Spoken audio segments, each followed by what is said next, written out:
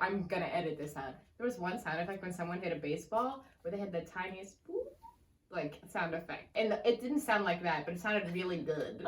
I don't know. Yeah. Hello everybody, and welcome back to our series, Best Motion Picture 2011. I'm Maddie. And I'm Anna. And today we're talking about two movies that were out in 2011. Bridesmaids and Moneyball. Let's start with Moneyball. Okay. Because we both watched Moneyball first. We did. And I don't know how much I'll have to actually say about it. I don't know. Oh, cool, because I feel the opposite. So yes. Let's think about the story. What did I give the story of Moneyball? Like a 3? Oh, cool. It took me 35 minutes to get interested in the movie without some of those comedic performances. Like if Jonah Hill hadn't been in that role, or if Chris Pratt hadn't been in that role, I'm interested because he did a very endearing job. I think if there hadn't been the slightest bit of comedy in this, I would not have cared. What comedy? There was just the slightest delivery that they would give, and it was not like ha ha ha. Yeah. Yeah, but it was like cute. I think unless you're a fan of baseball or possibly just sports in general, sports. I don't know. I was like, dang, the sports movie really didn't tickle my fancy. And I don't think it's because they still got eliminated and the Oakland A's have still, at least when the movie came out, never made it past the ALDS. Because they did get that winning streak. Yeah, that was like, the moment. I was rooting for them. Yeah, but we were rooting for you. We were all rooting for you. I don't know baseball statistics. And I played softball for like 9 years. I do not know what an RBI is. I don't know if you bat over 500 or something, what that means. And guess what? I'm not gonna learn. If anybody wants to explain in the comments, go for it. That's comment on this video. That's like our history here for a lot of this, talking about this movie is going to be based on our sports fanatic history. Yeah. And if you have something more to say, for the love of God, comment below. So I think unless you were a baseball fan or an Oakland A's fan, like this might have been a little bit hard to grip you. And the runtime. This was much too long.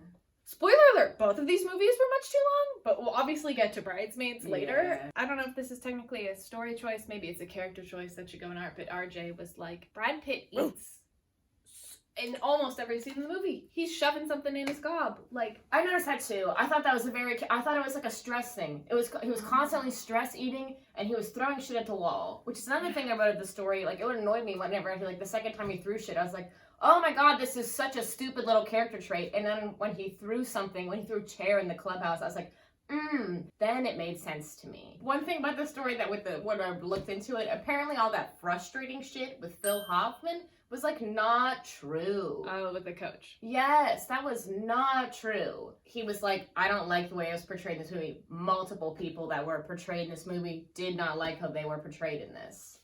To the point where Jonah Hill's character does not even have the same name. He was like, I didn't like it the first time when the book came out.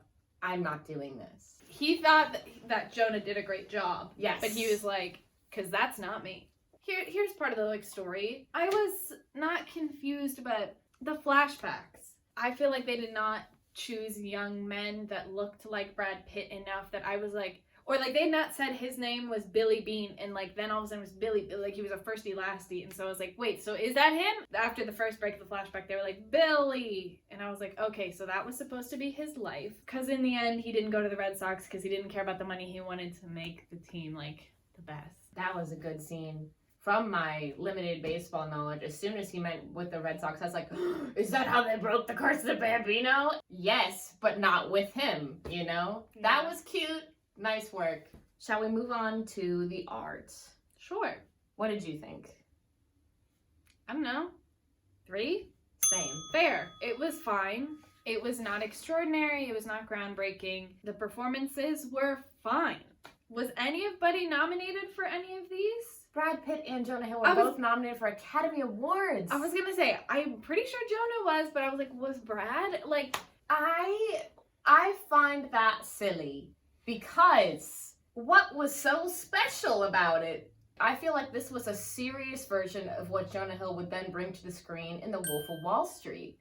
Right. If this was gonna be like a Brad Pitt or Jonah Hill rewatch, like Moneyball's not gonna be one of them. And maybe that's something for 20 today. Yeah. Steven Soderbergh was the original person that was supposed to direct this when like it was with their original studio. He wanted to be completely different. He went, from what I read, it was supposed to be like being the Ricardos, where there was actually like in-cut things with people interviewed, and he wanted these players to play themselves. And then Soderbergh left when he was like, well, they're clearly going in a different direction, so I'm leaving. And that was in 2009. And guess what? Then he moved on to. This was also nominated. This was nominated for Best Adapted Screenplay, Best Picture, those two acting ones, sound and film editing. And I thought that was odd. I thought that was odd because straight up, there were several moments in the movie I was watching, I was like, they did a silly Sickos edit. Like, there would be a sound cue and they would cut. There would be a sound cue and they would cut. And I was like, like... That's a surprising amount of nominations for a movie about baseball from 9 years before. It was a best-selling book, so they had to get it immediately. I hate this phenomenon. I hate Hollywood. Sorry. It would make sense if the book or whatever was about Hollywood doing something. And I say that because you look at things like Argo or what's another one more recent than Argo? Well, of course, the Academy loves this one because it's about Hollywood doing something like important, yes, or like saving the day. They nominate it for everything and it sometimes wins things. Did it win any of those nominations? It did not win a single one because it's not that great. No, this nominated for sound editing next to Warhorse? Fuck out of here. I like to, the more we watch the Best Picture noms, the more I'm like, Warhorse was the most artistically and like important film of the year. Dead ass. Warhorse was so much better than... Watch Warhorse! If you don't care about sports, watch Warhorse. Anyways. I could dwell upon Moneyball as a film and how much I disliked it more, but shall we move on to the meat of the culture aspect? So the 2011ness of it all was, I mean, I don't know, 3.5. I was immensely aware of this movie, had no interest in it, and I don't know if any of my friends saw it. I gave it a 4, because granted, it did not make a ton of money. It barely made over 2 times the budget, but it made some money. It seems like at the time, people were like still really like on the idea of Moneyball in multiple sports areas. Something was happening with the MLB in 2012, which because of what was happening, everyone just kept calling it Moneyball 2, which was funny. And it was like not like, clearly people thought it was good because it was nominated for 6 Academy Awards, which we simply disagree. Half of the story is like missing as well. From this adaptation to the book, a lot of the athletics that were on the team at the time were like, this was not portrayed correctly. Like the players were like, hold the fuck on. But this was big for people in the way of sports film. Yeah. Do you have anything else to say about 2011? Okay, because that's my thing with the present, where it's like, initially I wanted to give this a 1. Are you giving it a 1? I was gonna give it a 2. Okay. I'm giving it 4 because of how much sports people still care about this. I reached out to 2 of my biggest like sports history friends, and they're both like, I can't count the number of times I've rewatched Moneyball. Yes, exactly that. I was like, what the fuck? Interesting. I know. I even had to write down a quote from one of them. Our friend Ethan, who is a sports journalist, said, "It makes a really boring sport fascinating because it offers a change in the entire foundation of being a coach and a manager. It's an underdog story and a true story." Okay, well, that's why you, as a sports fan, a sports fanatic, care about this movie. I said, okay. And that's just the point where I can't connect to this film. But I'm gonna tell you right now, the average person doesn't give a shit. That's why I didn't give it 5. Doesn't give it a rat's ass. There's no, I don't want to say online presence for this movie, as if that is the end all be all for this. But it's one of the things we come back to. Memes. We go to rewatches. We go to articles. We do. That's everything we do. Memes is one of the 4 main things of, is it still relevant? Ain't no damn memes, Brad. No, not from this movie. Marginalized persons. Curious on your thoughts on this. Well, like, no gay stuff.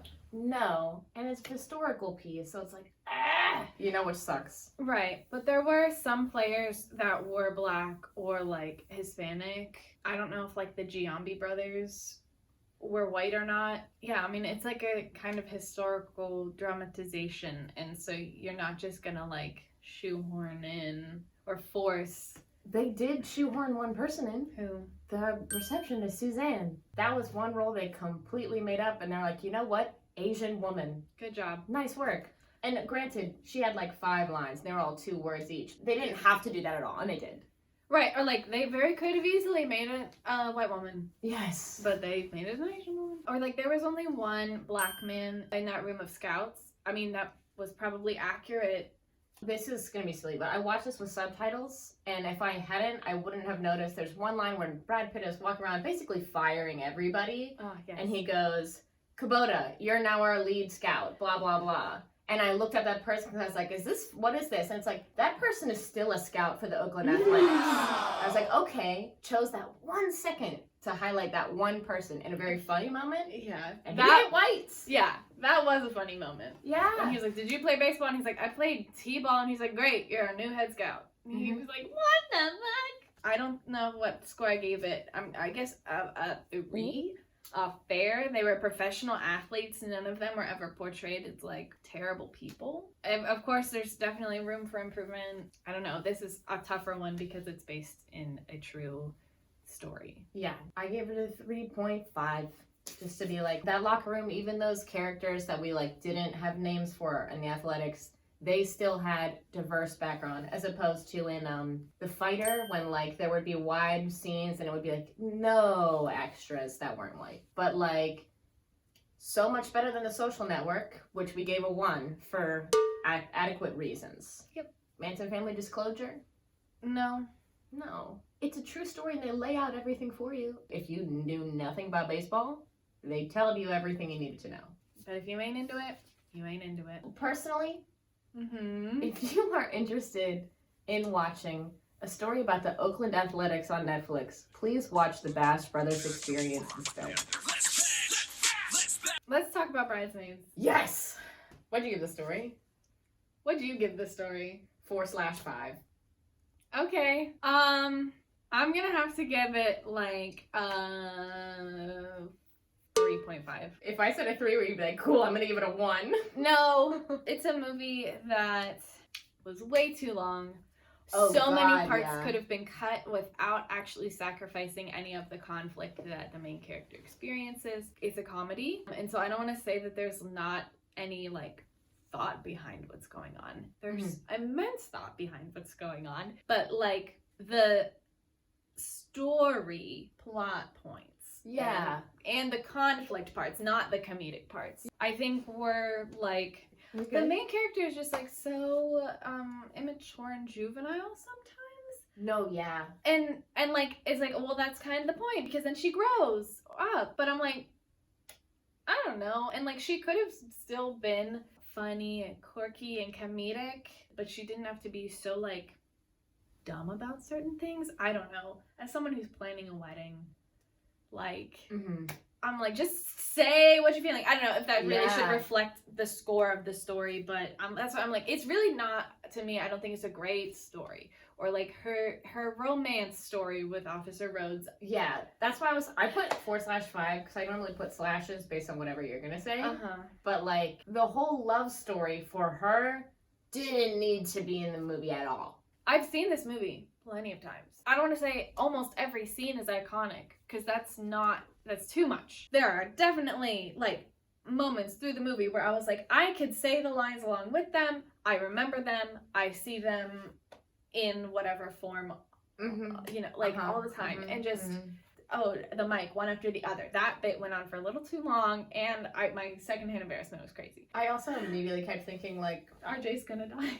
I just kept thinking, like, I could never do that to Veronica. I could never do that to Veronica. I'm Helen. You would be the Helen. I would never do any of that to you or Veronica, who I would fear instantly. I don't think it's actually a very good story. I think it's fair. I think it's Okay. definitely entertaining, but I'm like, I don't know if I want to put it out of 4. I think it's 3.5. Gotcha. As for the art aspects. Well, I think that the performances by all the ladies Yeah. are wonderful. Apex performances for all people. Rose Byrne in this role. We, meaning me and American audiences, were introduced to Rose Byrne through this and Insidious within a very close time frame, and like, Months holy apart. shit!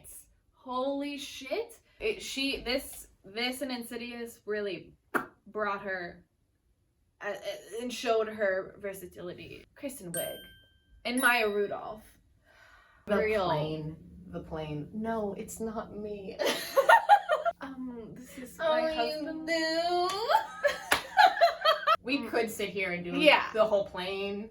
It's fine. But like, Wendy was so good. Wendy McClendon, holy fucking shit. Melissa McCarthy, I mean, Nominated for an Oscar for this movie. and honestly, rightfully so. Yeah, she could have been nominated in the males category and won. Like, it's bullshit that she didn't. And whoever won, Octavia Spencer won her Oscar.